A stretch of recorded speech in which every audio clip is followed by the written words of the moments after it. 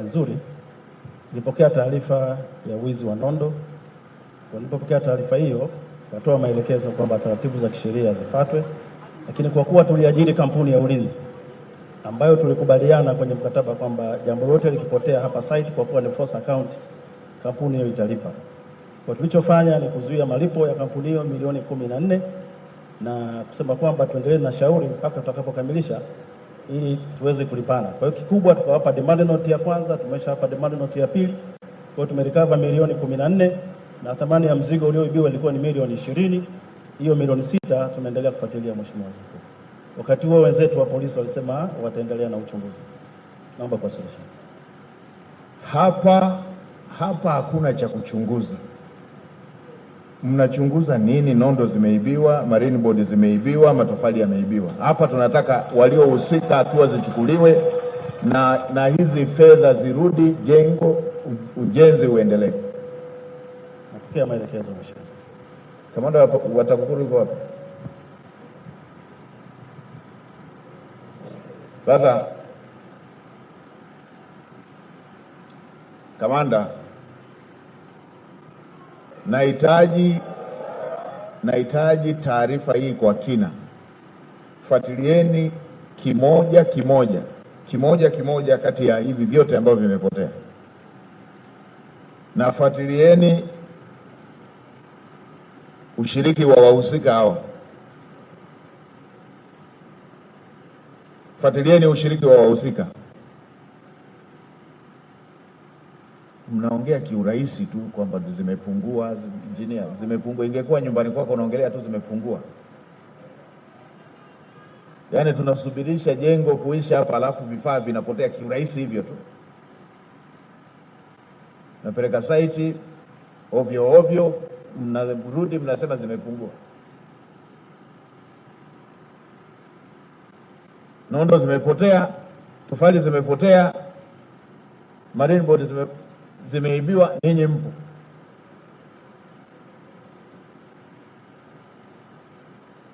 Kila siku mnaripoti kazini na mishahara mnalipwa, jengo limesimama.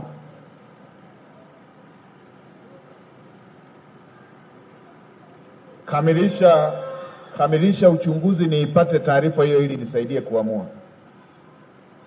Haya mambo ya uzembe ya aina hii ndio ambayo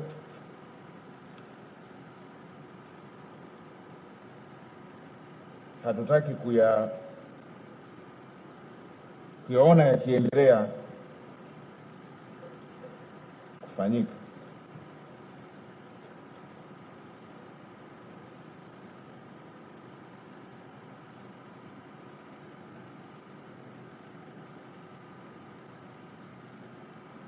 Vifaa vingine vimeshakuja hapa.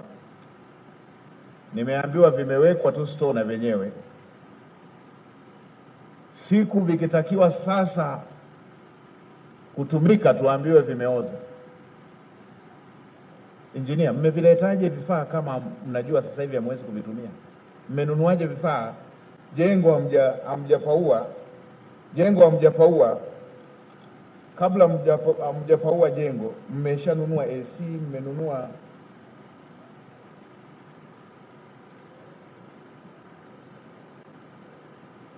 mmenunua AC, mmenunua gypsum, mmeweka store.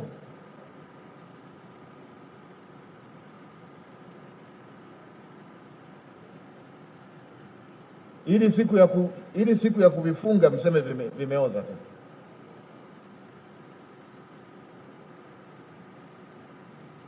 Mshauri mwelekezi yuko wapi? Mmeweka mshauri mwelekezi na bado hamsikilizi ushauri.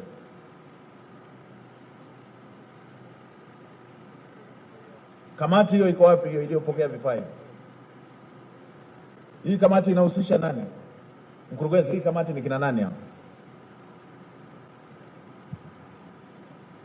Mheshimiwa Waziri Mkuu, kuna kamati ya ujenzi na kamati ya mapokezi. Naomba wajumbe wote wa kamati ya mapokezi iko wapi? Mwenyekiti, kamati ya ujenzi, kamati ya mapokezi. Huyu ni nani? Mwenyekiti kamati ya ujenzi. Ni nani yeye kwa nafasi yake? Yeye ni mkuu wa idara kitengo cha maliasili. Mwingine?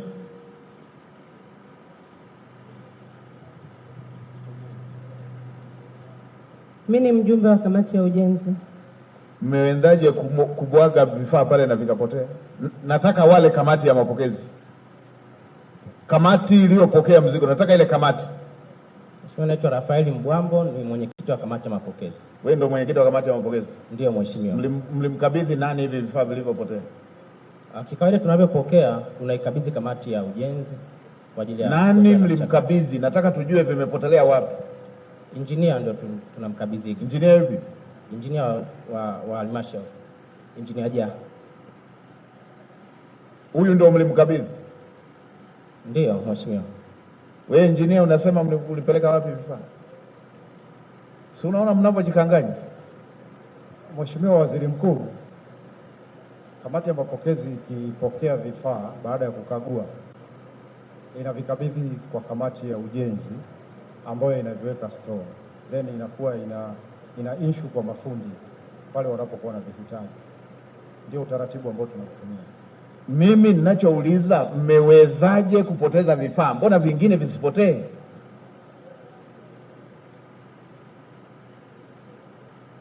Mheshimiwa Waziri Mkuu, kama ambavyo amezungumza mkurugenzi mtendaji wa halmashauri, vile vifaa vilipotea wakati mradi umesimama kwa sababu ya zile transactions za fedha za mwisho wa mwaka. Ndio maana watu wa store walifanya kwanza ile stock taking kabla hawajakabidhi kwa walinzi. Fedha zilipoingia wakati tunarudi sasa kuanza mradi, wakafanya tena ile stock verification, ndio wakagundua sasa kuna hizo loss. Kwa hiyo iko mradi umesimama, ninyi mkagawana vifaa.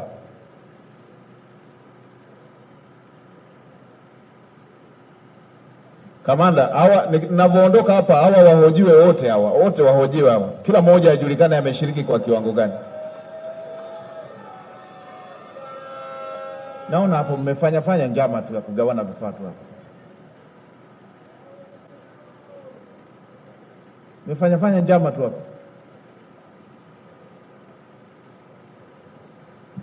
Fuatilia moja moja na yule wa ulinzi, tujue mhusika. Nipata ile taarifa kabla sijamaliza ziara hapa ndani ya mkoa wa Tanga. Haya mambo yanaudhi. Rais anapambana kutafuta fedha kwa ajili ya kutekeleza miradi ikamilike. Alafu watu ambao mko kazini, mmesoma kwa kodi za Watanzania, mnalipwa mshahara kila mwezi, mnazubazubaa, vifaa vinapotea.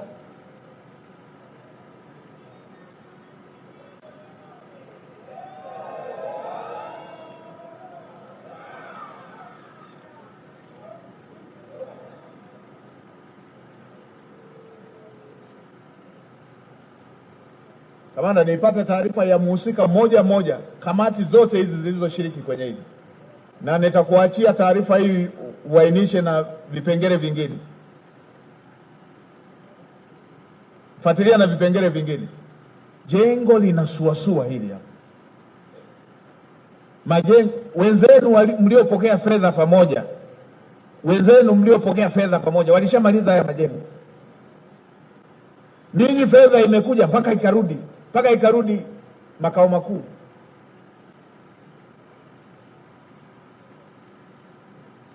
Fedha imekuja mpaka ikarudi,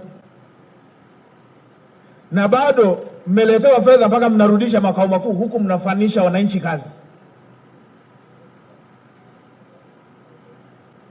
na bado vifaa vinapotea.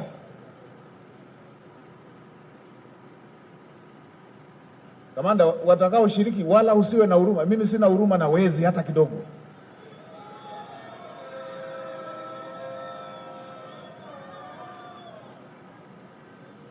Nipate hiyo taarifa juu aliyeshiriki ili hatua za kisheria zichukuliwe. Na kwenu nyie atakayehusika ndo na kazi atakuwa amepotezea hapo hapo. Hatuwezi tukawa tunalipa majizi alafu tunaingia hasara, natia hasara serikali.